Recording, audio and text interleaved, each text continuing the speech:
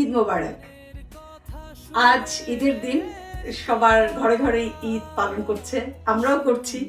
কিন্তু আজকে আমি পালন করছি এমন একজন মানুষকে নিয়ে, যে নর্থ আমেরিকায় যারা গান শোনে সবাই তাকে এক নামেই চেনে। আজ আমার শিমুলের স্টুডিওতে উপস্থিত আছেন আমাদের সবার খুব পছন্দের বাংলা গানের মানুষ শাহ মাহবুব। কেমন আছেন মাহবুব ভাই? অনেক ধন্যবাদ শিমুল আপু। ঈদের দিনে আপনার ড্রয়িং রুমে আসলাম, এটা অনেক বড় আনন্দের একটা। আর আমার খুব ভালো লাগে সবসময় আপনি যখনই আপনার সঙ্গে দেখা হয় সুন্দর করে একটা হাসেন, প্রাণ খুলে হাসি। আসলে প্রাণ খুলে হাসি আমরা যারা প্রবাসে থাকি, প্রাণ খুলে হাসাটা একটা অনেক বড় ব্যাপার। আমাদের মধ্যে দুঃখ থাকবে, আমাদের মধ্যে কষ্ট থাকবে, বেদনা থাকবে, আমরা অনেক দূর থেকে এসেছি, কিন্তু আমাদের হাসিটাই আমাদের সঙ্গে থাকবে। কারণ হাসতে পারাটাই কিন্তু একটা বড় যোগ্যতা আমি মনে করি। যে অনেক কষ্ট থাকে, অনেক দুঃখ থাকে, কিন্তু আমাদের মুখে হাসি থাকে। এই হাসি, এই সুখ, এই আনন্দ আমরা ঈদের দিনে বিলিয়ে দিই এই ড্রয়িং রুম থেকে। Thank you. আপনিও যে আসছেন অনেক খুশি হয়েছি মাহবুব ভাই, কারণ এখানকার লাইফ তো আমরা সবাই জানি কিরকম। তারপরেও আপনি সময় বের করে আসছেন। আপনার শুরুটা একটু শুনি। শুরুটা মানে কি, মানে শুরু কোথায়? আপনার গানের শুরু, আপনি তো অনেক আগে থেকে গান করেন। আমি যতটুকু একটু আগে আপনার সাথে কথা বলে আমি কিন্তু এতদিন জানতাম না আসলে যে আপনার বাড়ি তো আমাদের নর্থ বেঙ্গলে। আসলে আমার দাদার বাড়ি বগুড়া, দাদার বাড়ি। আর আমার নানার বাড়ি হচ্ছে গাইবান্ধা। আমার জন্ম, আমি ওটাই বলি আমার বাড়ি গাইবান্ধা। ও আচ্ছা, আপনি ওখান থেকে গানের শুরু নাকি? হ্যাঁ, আমার তো গানের শুরু এটা ছোটবেলা থেকেই। জি, পরিবার থেকে গান। আমি যেমন আমার বাবা খুব ভালো গান করতেন, খুব ভালো বাঁশি বাজাতেন। আর সবচেয়ে বড় বিষয় হচ্ছে সবাই এরকম প্রফেশনাল না, কিন্তু যেমন আমার মার গলা অনেক সুন্দর, আমার ছোট বোন ভাই তাদের গানের গলা সুন্দর, মানে সবাই গান গাইতে পারে, সবচেয়ে বড় কথা। তো এটাকে পেশা হিসেবে প্রফেশনালি মানে আমার পরিবারের মধ্যে আমি নিয়েছি।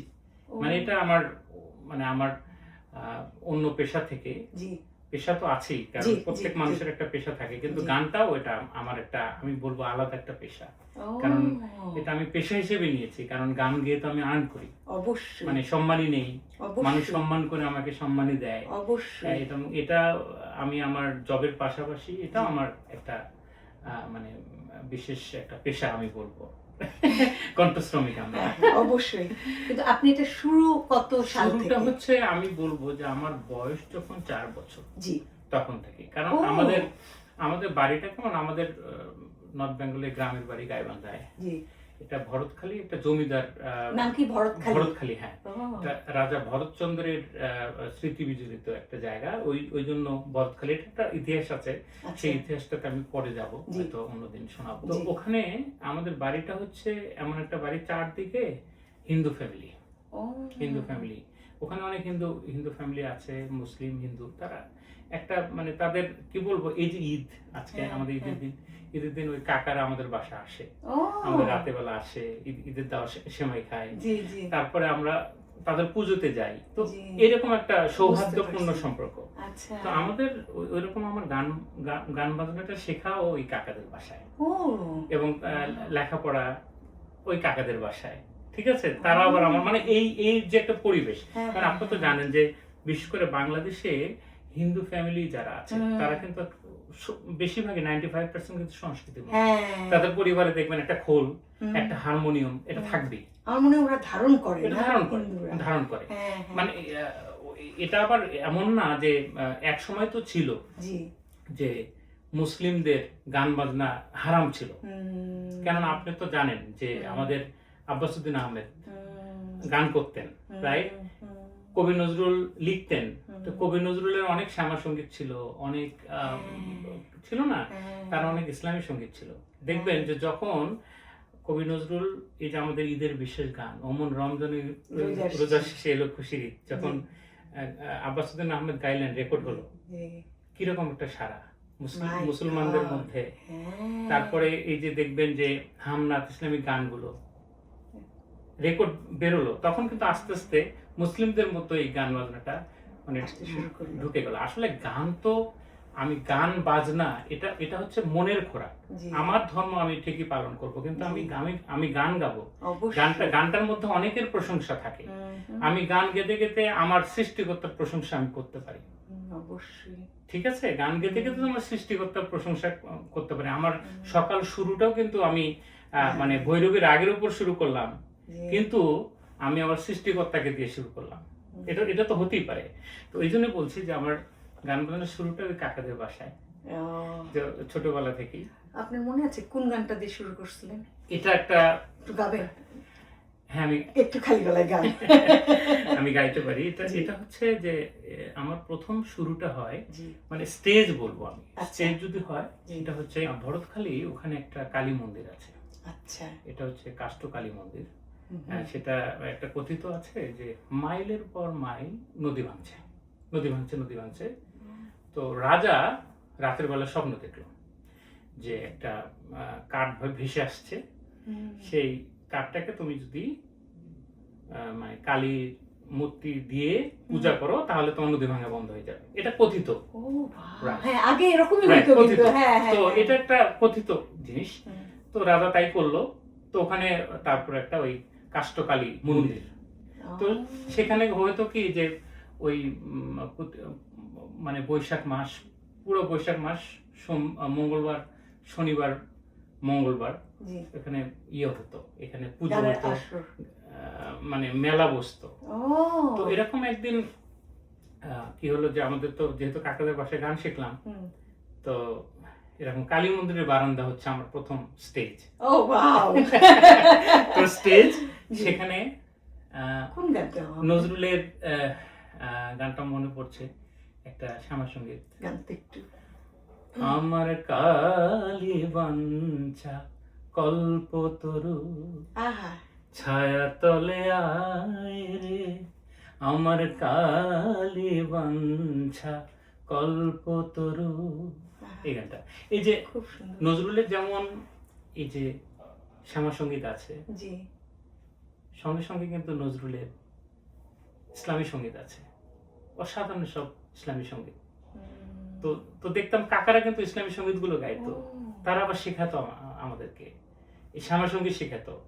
এই যে হিন্দু এবং মুসলিমদের যে এক জায়গায় থেকে যে তাদের মধ্যে যে একটা সম্প্রীতির একটা কি বলবো উদাহরণ, এটা কিন্তু তৈরি হয়েছে যেমন আমার গ্রাম থেকেই আমি বলবো। এরকম আপনি আপনার গ্রামের কথা চিন্তা করেন, সেখানেও কিন্তু এরকম, তাই না? জিনিসটা বাংলাদেশ কিন্তু এটাই, এই জন্য বাংলাদেশ। ঠিক আছে। আর তার মানে আপনি আমেরিকায় যে আসলেন, এটা কত বছর বয়সে আসছেন? আমেরিকায় আসলে আমি 2008-এ 17 ডিসেম্বর। এরপর আমি ওখান থেকে আসি যে যখন আমি আস্তে আস্তে ঢাকা শহরে আসলাম, এটা হচ্ছে 96-এ 21শে ফেব্রুয়ারি। আল্লাহ! হ্যাঁ, এসে আমি জগন্নাথ ইউনিভার্সিটিতে ভর্তি হলাম ইকোনমিক্সে। সেই বছরে আব্বাসউদ্দিন একাডেমিতে আমি স্টুডেন্ট হলাম, আব্বাসউদ্দিন একাডেমিতে ভর্তি হলাম, এবং ওই বছরই আমি বাংলাদেশ বেতারে এনলিস্টেড হই 23শে অক্টোবর। তো এনলিস্টেড হই এবং পরে 98-এ আমি আবার বাংলাদেশ টেলিভিশন এনলিস্টেড হই। আমার আব্বাসউদ্দিন একাডেমিতে একটা ছাত্র ছিলেন, উনি হচ্ছে আজিজুল ইসলাম। আচ্ছা, ডাক নাম ছিল মিন্টু। উনি মোস্তফা আব্বাসের খুব কাছের মানুষ ছিলেন। আব্বাস স্যার আমাকে খুব ভালোবাসতো। তো আজিজ স্যার আমাকে, আমি একদিন ওই ফার্স্ট ইয়ার স্টুডেন্ট, তো উনি আবার 4th 5th ইয়ারের ক্লাস নিতেন। তো আমি হারমোনিয়াম দিয়ে গান গাচ্ছি, উনি যাচ্ছে ক্লাসের পাশ দিয়ে, এসে গান বললো, এই ছেলে তুমি গান শেষে আমার সঙ্গে দেখা করবে। আচ্ছা, তা আমি গেলাম। স্যার আমাকে একটা কার্ড দিল যে আমার বাসা ধানমন্ডি, তুমি আমার বাসায় এসো আগামী শনিবার। আচ্ছা, ঠিক আছে, আমি তোমার গানের ব্যাপারে কিছু কথা বলবো। তা আমি আমার আরো একটা বন্ধু, আমরা দুজন চলে গেলাম স্যারের বাসায় ধানমন্ডিতে, ওই আজিজ স্যারের বাসায়। তো গিয়ে স্যার তখন বললেন, তোমার গলা এত সুন্দর, তুমি রেডিওতে কেন এনলিস্টেড হও না? আমি বললাম, স্যার আমি রেডিওতে তো কোনো দেখিও নেই, যাইও নেই, কিভাবে হবো? রেডিওতে 25টা গানে লাগে, তো স্যার তখন হ্যাঁ 25টা গান, আচ্ছা। 25টা গানের একটা লিস্ট লাগে, ওখান থেকে আপনাকে ধরবে, আপনি ধরবে, হ্যাঁ হ্যাঁ এটা আমি জানি। তো তারপরে স্যার তখন আমি শনিবার রবিবার স্যারের বাসায় যেতাম। আচ্ছা, একটা লিস্ট বানানো হলো আমাকে, আমি যেগুলো জানতাম স্যারও কিছু গান শিখিয়ে আমাকে তৈরি করে একদিন আমার এরকম ডেট চলে আসলো। তো স্যারের হাত ধরে আমি চললাম, তো রেডিওতে উপরে উঠছি, তো বললো যে তুমি কখনো রেডিওতে আসলাম না স্যারের জীবনের প্রথম, তাও ঢাকা বেতারে। ঢাকা বেতার তো অনেক বড়, 1000 কিলো হার্টস, মানে একদম চীন থেকে শোনা যায় এখানে গান গাইলে। তো পরে আমি দেখি বহু লোক, সবার মুখে দাড়ি, বেশিরভাগ, আমি ইয়াং একটা বাচ্চা বললাম। তো তখন পরীক্ষা দিলাম, তখন সেই সময় ছিল আমার মনে আছে যে ওই যে ওরা আমার মুখের ভাষা কায়না নিতে চায়, এই লেভেলের মানে তারা ছিল, মোস্তফা জান আব্বাসী ছিল। বাপরে বাপ, দেখলে তো আপনার গানই বন্ধ হয়ে যাবে। তো আমার কি করলো, আমার স্যার আমাকে একটা স্টুডিওতে ফাঁকা আমাকে উনি নিয়ে গেলেন। আমি আসলে এই লাইভের মাধ্যমে, মানে আপনার অনুষ্ঠানের মাধ্যমে, ড্রয়িং রুমের মধ্যে বলতে চাই যে আমি আজিজ স্যারকে কখনোই ভুলবো না। মানে তার কারণে আমার এটার একটা কি বলবো, আমার গানের যে ধাপ আস্তে আস্তে সিঁড়িটা আমি পেয়ে গেছিলাম। তো স্টুডিওতে নিয়ে গিয়ে আমাকে বললো যে দেখো এইভাবে রেডিওতে গান গাইতে হয়। মানে আমরা নরমালি মাইক্রোফোনে এইভাবে, মাইক্রোফোনের সামনে এই যে আমাদের মুখের এবং নাকের যে এই যে শ্বাসগুলো বের হয়, এটা কিন্তু শব্দ হয়। তো ওখানে একটু বাঁকা করে তির্যক করে গাইতে হবে। তো ওটা আমাকে শিখিয়ে দিলেন। ও আচ্ছা আচ্ছা আচ্ছা, তাই না? তারপরে ইয়ে শুরু হয়ে গেল, অডিশন শুরু হয়ে গেল। ভয় লাগছিল না আপনার? অনেক ভয়। তো হারমোনিয়ামটা নিয়ে গাইলাম, আরে ও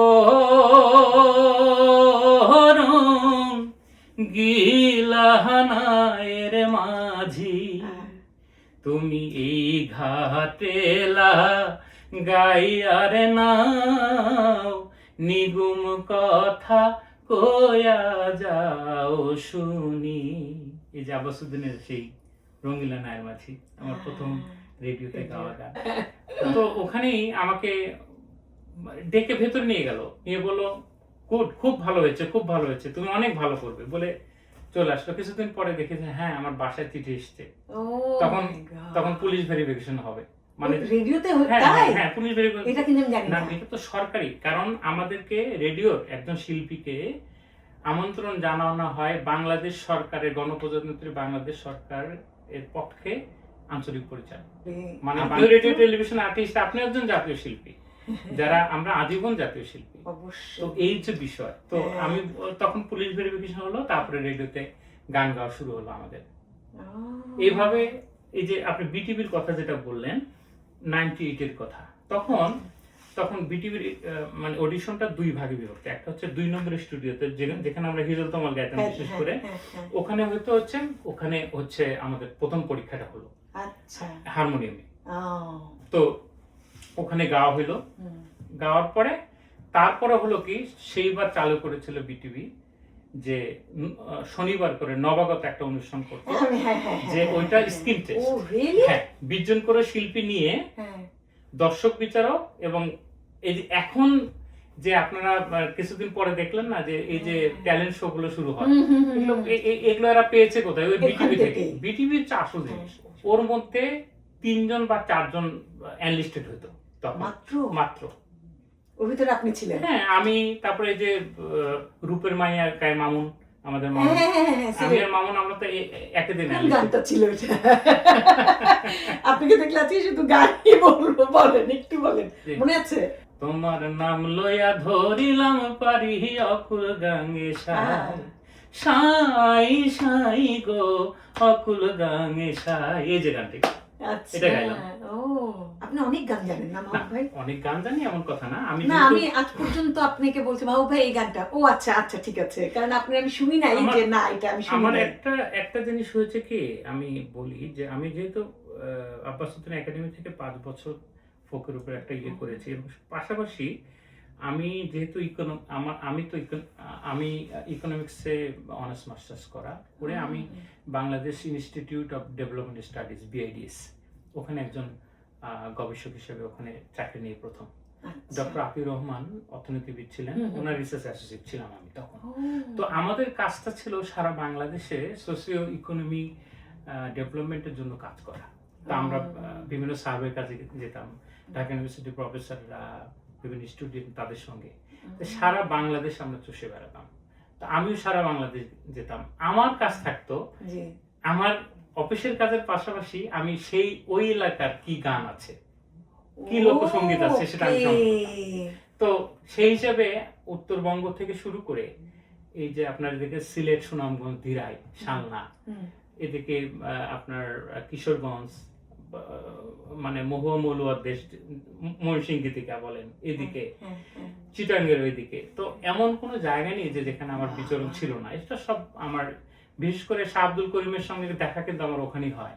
এই যে আপনার ইয়েতে, এই যে দিরাইতে, আমি কিন্তু আমার অফিসের কাজে গিয়ে ওই হাওড়ে একটা প্রজেক্টের কাজে আমি দীর্ঘদিন ছিলাম ওখানে, প্রায় 5 বছর। তো ওখানেও আমি, তার সঙ্গে আমার দেখা হয়েছে। আছে না, মানে বাংলাদেশের লোকসঙ্গীত এত সমৃদ্ধ যে যে সমস্ত মহাজনরা আছে তাদের একটা করে মহাজনের যদি আমরা বাণী গান হিসাবে আমরা প্রচার করতে যাই, মানে কয়েক দিনের পর দিন যাবে, একজনের শেষ হবে না। আপনার অ্যালবামও তো আছে? হ্যাঁ, আমার অ্যালবাম আছে। আমার অ্যালবাম 3টা সলো, আর আমার 4টা হচ্ছে মিক্সড অ্যালবাম। একটা বিশেষ অ্যালবাম আছে, আমি ওস্তাদ মমতাজ আলী খানের জন্ম বার্ষিকীতে আমরা আব্দুল আলিমের পরিবার, আব্দুল আলিমের যে ছেলে মেয়ে এবং আমি, আমাদের কিন্তু একটা জয়েন্ট অ্যালবাম আছে। অ্যালবামটাও দেখেন, মানে আমি জানতাম না। ওস্তাদ মমতাজ আলী খান তো একজন ওস্তাদ ছিলেন, আব্দুল আলিমের ওস্তাদ ছিলেন, যিনি 12 বছর গান শিখেছেন আব্দুল আলিমের কাছে। তো তার অনেক গান আছে যে গানগুলো মনে করেন যে আমরা অনেকেই জানি না। অনেক গান আছে, সেই গানগুলো আব্দুল আলিমও গেয়েছে, অনেক গান আছে। আবার অনেকে সুর করে, মানে সুর করা বেশিরভাগ ওস্তাদ মোহাম্মদ আলী খানের। সঙ্গীতের আয়োজন এবং সঙ্গীতের যে বিবর্তন, এটা কিন্তু আস্তে আস্তে চেঞ্জ হয়ে যায়। আমার বয়স অনেক কম, কিন্তু আমি তো অনেক চেঞ্জ দেখেছি, আপনিও অনেক চেঞ্জ দেখেছেন। তো এর পাশাপাশি কিন্তু আমাদেরকেও চেঞ্জ করবার জন্য, যেমন আজকে অনুষ্ঠানে ধরেন গান গাই, আগের গান কিন্তু আমরা এখন গাই না, মানে আগের গান গাইতে পারি না, কি বলবো। এখন প্রবাসে থেকে এমন একটা অবস্থা হয়েছে যে যদি আপনি একটু সেরকম রিদমিক গান না জানেন, একটু না নাচাতে পারেন, আপনার পরের দিন হয়তো বলবে যে না, শিল্পী অতটা ভালো না। মানে ভালো নয় কথা বলবে না, হয়তো বলবো অতটা ভালো না, বলবে যে না, ওনাকে না আরেকজনকে দেই। তো এই জন্য চেঞ্জ করতে হয়। এটা কি বলবো, এটা হচ্ছে পেশাগত দিক থেকে, কিন্তু মনের দিক থেকে তো আসলে গানটা হচ্ছে পুরোপুরি গুরুমুখী বিদ্যা। কারণ এইটুকু আপনি, যেমন আমাদের শ্রদ্ধেয়, আমি তার জ্বলন্ত প্রমাণ আমি দিই, যে মনে করেন আপনি গানে কেন আসছেন, আপনি তো আপনার মাকে দেখে আসছেন, আপনি আপনার মা কোথা থেকে এসছে, তার গুরু ধরেই কিন্তু এসছে। সেই গান গুরুর কাছে শিখেছে জন্য সে আজকে দিলরুবা খান। সত্যি কথা। সে পাগল মন দিয়ে সারা বিশ্বব্যাপী বাঙালিদের মন জয় করেছে, রাইট? তো জিনিসটা কি হলো, যে আপনি যদি না শেখেন, হ্যাঁ 2-1 দিন এই মানে ভিউয়ার্স এর যুগে, ফেসবুকের যুগে হয়তো 2-1 দিন আপনি 7 দিন টিকে থাকবেন, কিন্তু 8 দিনের দিন আপনাকে খুঁজে পাওয়া যাবে না। এই জন্য বলছি যে শেখার কোনো বিকল্প নাই, তাই না? জিনিসটা শেখা লাগবে, শিখে আসতে হবে, কারণ শেখার। আর হ্যাঁ, আপনাদের অ্যাডভান্টেজ হচ্ছে আপনার রক্তের মধ্যে গান আছে, আমার রক্তের মধ্যে গান আছে, অবশ্যই। অনেকের রক্তের মধ্যে গান নাই, কিন্তু সে কিন্তু শিখে এটা ভেতরে ধারণ করতে পারে, এই জন্য শেখার বিকল্প না, তাই না? জিনিসটা আপনার, আমি একটু পিছনের দিকে যাই, আপনি যেহেতু বললেন আমি এখানে কিভাবে আসছেন। যাই হোক, আমি তখন তো ওই চাকরি করি, রেডিও টেলিভিশনে গান করি, ঢাকায় থাকি। তো তারপর হঠাৎ করে একদিন ওই যে ডাইভার্সিটি যে ডিবি ভিসা, যেটা একদিন আমি অফিসে কাজ করছি, তো আমাকে দিয়ে গেল যে তুমি আমেরিকা লেগে গেছে, তো চলে আসলাম আর কি, ডিবিতে আসলাম আমেরিকায়। তা আমি তখন ফিলাডেলফিয়াতে প্রথম আসি 2008 সালের 17 ডিসেম্বর। ডিসেম্বর ওখানে আসি। হ্যাঁ 2008 আপনার সাথে আমার বাংলাদেশে দেখা হয়েছিল না মাহবুব ভাই? অনেক দেখা হচ্ছে বাংলাদেশে। আপনার লাস্ট অ্যালবামের সময় মনে হয় ইগল মিউজিক থেকে আপনার না? হ্যাঁ লাস্ট অ্যালবামটা আমার ইগল মিউজিকের ছিল। মাহবুব আপনি কফি খান। থ্যাংক ইউ অনেক ভালো কফি। Thank you. আপনার ড্রয়িং রুমে এসে আপনার হাতের কফি অসাধারণ। থ্যাংক ইউ ভাই। আচ্ছা যাই হোক, তারপরে এখানে এসে তো আরেকটা জার্নি শুরু হলো না? এখানে এসে আরেকটা জার্নি শুরু হলো। আমি যখন ফিলাডেলফিয়াতে উঠলাম, পেনসিলভেনিয়া, আমি ব্রিটিশ এয়ারওয়েজে আসলাম। তো ওখানে এসে আমার সঙ্গে কিছু লোক ছিল, ঢাকা থেকে এসেছিল।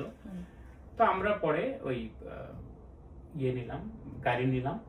তো আমাদের পিক আপ করলো হচ্ছে আমাদের স্বনামধন্য রবীন্দ্রসঙ্গীত শিল্পী কাদরি কিবরিয়া। উনি তো ওখানে থাকে। ওখানে থাকে, আমাকে পিক আপ করলো। তো বাসায় আমাকে নামিয়ে দিয়েছিল। তো ওই 25 মিনিটের যে জার্নি, সেখানে কিবরিয়া ভাই আমাকে কিছু কথা বললো। সেই কথাগুলো আমার খুবই মানে আমার লাইফে মানে আমাকে পরিবর্তন করে দিয়েছিল, যে আমেরিকায় যে আমাকে কিভাবে চলতে হবে একজন শিল্পী হিসেবে। যদি আমি তৈরি হই, এখানে শিল্পী হিসেবে যদি মানে আমাকে উঠতে হয়, আমাকে কি করতে হবে, কিবরিয়া ভাই আমাকে বললেন যে কিভাবে ছিল।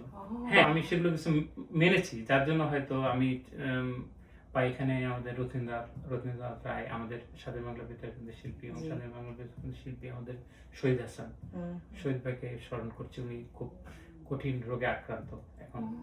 তো শহীদ ভাইয়ের সুস্থতা কামনা করছি আমি। তারপরে আমাদের তপনদা, রত্না আপা। তো এখানে যারা যারা শিল্পী আছেন, তারা আমাকে প্রচুর অনুপ্রেরণা দিয়েছেন। এবং একটা মজার ঘটনা যেটা বলবো, তো আমি পেনসিলভেনিয়া আসলাম, তো তখন ওখানকার কমিউনিটি 21শে ফেব্রুয়ারি পড়ে। আচ্ছা, ডিসেম্বরে আসলাম, ঠান্ডা। তো তারপরে 21শে ফেব্রুয়ারি না, এর আগে একটা প্রোগ্রাম হলো ডাক্তার জিয়াউদ্দিনের বাসায়। আচ্ছা, ওখানে একটা আমি, কাদরি কিবরিয়া ভাই, আরো কয়েকজন শিল্পী, আমরা ঘরোয়া একটা অনুষ্ঠান করলাম। ওখানে হলো যে 21শে ফেব্রুয়ারি গান হবে। আচ্ছা, তা আমাকে সবাই বললো, আমি হারমোনিয়াম নিয়ে এসেছি কিন্তু বাংলাদেশ থেকে। আমি ফোক ফেস্টিভ্যালে ইন্ডিয়াতে গান গাইতে গেছিলাম। ওখানে মন্ডল কোম্পানি থেকে একটা স্কেল চেঞ্জার কিনছিলাম, অনেক পুরানো, আমার বাসায় আছে এখনো, গেলে দেখবেন। ওই হারমোনিয়াম কিন্তু আমি নিয়ে এসেছি বাংলাদেশ থেকে। দুটো লাগেজ পায় না, একটা লাগেজ ওটো আর একটা লাগেজে হারমোনিয়ামটা। তো আমি বললাম যে একজন ভালো তবলা বাদক আনেন। আসলে এখন ট্র্যাকে গান গাই না, ওগুলো আমি বুঝিও না যে ট্র্যাকে কিভাবে গান গায়, আমরা জানতাম না। তো তারা করছে কি, এই নিউ ইয়র্ক থেকে খুশবু ভাইকে নিয়ে গেছে। খুশবু আলম, জনপ্রিয় শিল্পী। তা আমি ওই তখন গাইলাম। তখন রথীন্দা বাংলাদেশে, রথীন্দা মানে যাতায়াত করে আর কি বাংলাদেশে, আবার নিউ ইয়র্কে থাকে, ঢাকাও যায় তখন। যাই হোক, গান গাচ্ছি, ওয়ান মোর গান গাচ্ছি, অনেক গান গাচ্ছি, হল ভর্তি লোক, মানে ফিলাডেলফিয়াতে একটা স্কুলে। তো তারপরে অনুষ্ঠান শেষে আমাদের খুশবু ভাই আমাকে বললো, ছোট ভাই, তুমি যদি এখানে থাকো তাহলে হবে না, তোমাকে নিউ ইয়র্কে আসতে হবে। নিউ ইয়র্কে আসতে হবে, কারণ নিউ ইয়র্ক হচ্ছে এমন একটা জায়গা যেখানে গেলে তোমার প্রতিভা বিকাশ হবে, তুমি এখানে থাকলে কিছুই করতে পারবে না। তো উনি আমাকে জোকের মতো লেগে থাকলেন, প্রতিদিন ফোন দেয়, তুমি আসো আমার বাসা, আমি একা থাকি, তুমি আমার সঙ্গে থাকবা, এই অবস্থা। একদিন থেকে খুশবু ভাইয়ের এই ইয়েতে আমি পড়ে গেলাম। খুশবু ভাইকে বললাম, ঠিক আছে আমি যাবো। আচ্ছা, খুশবু ভাই গেলেন, একদম আমার মাল টাল নিয়ে সব ওনার গাড়িতে উঠে বসলাম, চলে আসলাম। আমার বোনকে বললাম আমি নিউ ইয়র্কে যাচ্ছি, ওখানে মোটামুটি আমার ব্যবস্থা হয়ে গেছে। এই যে চলে আসলাম। যারা বিশেষ করে এখানে আমার উত্থানের পেছনে সবচেয়ে বড় কথা হচ্ছে, আমি আমার চেষ্টা করেছি নিজেকে ধরে রাখার জন্য। আর এখানে যারা শিল্পী, যারা প্রমোটার আছে, বিশেষ করে বাংলাদেশ থেকে শিল্পী আনেন, মনির ভাই, আলম ভাই।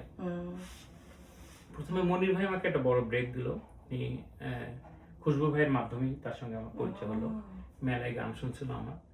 তো উনি আমাকে প্রথমে, তখন ক্লোজ আপের রন্টি আর মেহরাব ওরা আসলো, তো আমাকে তাদের সঙ্গে মিশিগানে পাঠালো। তখন ওই প্রথম, ওখানে নাকি কোনো মিউজিশিয়ান নাই, ট্র্যাকে গান গাইতে হবে। আমি ট্র্যাক বুঝি না, ট্র্যাকটা কি। এটা কত সালে ছিল? এটা আমি তো পেনসিলভেনিয়া 2008-এ আসলাম, এখানে 10 এসেছি, ওটা মধ্যে 11 সালে হবে। 11-তে না? ও তখন থেকে এখানে সবাই ট্র্যাকে গান করে, তাই না? ট্র্যাকে অনেক আগে থেকে গান গায়, এখানে অনেক আগে থেকে গান। এখানে আমাদের অনেক যারা বিশিষ্ট শিল্পীরা আছে, আমাদের বড় ভাইরা, তারা অনেক সম্মানের সাথে অনেক ট্র্যাকে, এবং তারা তাদের নামটা অনেক ছিল তখন থেকেই, তো তারা এখানে গান করতো। তো আমি তখন যুক্ত হলাম ছোট ভাই হিসেবে তাদের মাঝে। তো যখন মনির ভাই আমার ওখানে পাঠালো, ওই শাহিন ভাই নামে এক ভদ্রলোক আছে প্যাটারসনে, উনি গান করে। উনি আমাকে 5টা গানের ট্র্যাক দিল একটা সিডিতে, এই শাহ আব্দুল করিমের গান, হাসিন রাজার গান। তো আমি এটা শুনে একটা কিনলাম, প্লেয়ার কিনলাম, সিডি প্লেয়ার কিনে রেডি হলাম ওটা। তো হয়ে আমরা মেহরাব, আমি আর রন্টি গেলাম কোবো সেন্টারে, মিশিগানের কোবো সেন্টার। সেখানে হাজার হাজার দর্শক, বাংলাদেশের পরেই এত দর্শক দেখে মুগ্ধ। গান গাইলাম, সবাই গান গাইলাম, আমরা 3 জন আর্টিস্ট। গান শেষ হয় না মানুষ, তখন আমরা ট্র্যাক তো আর নাই, তখন মেহরাব গিটার বাজালো, আমরা খালি গলায় গান করলাম। তারপরে এই তো বিভিন্ন স্টেটে, তো এখনো পর্যন্ত আপনি তো অনেক প্রোগ্রাম করেন মাহবুব ভাই।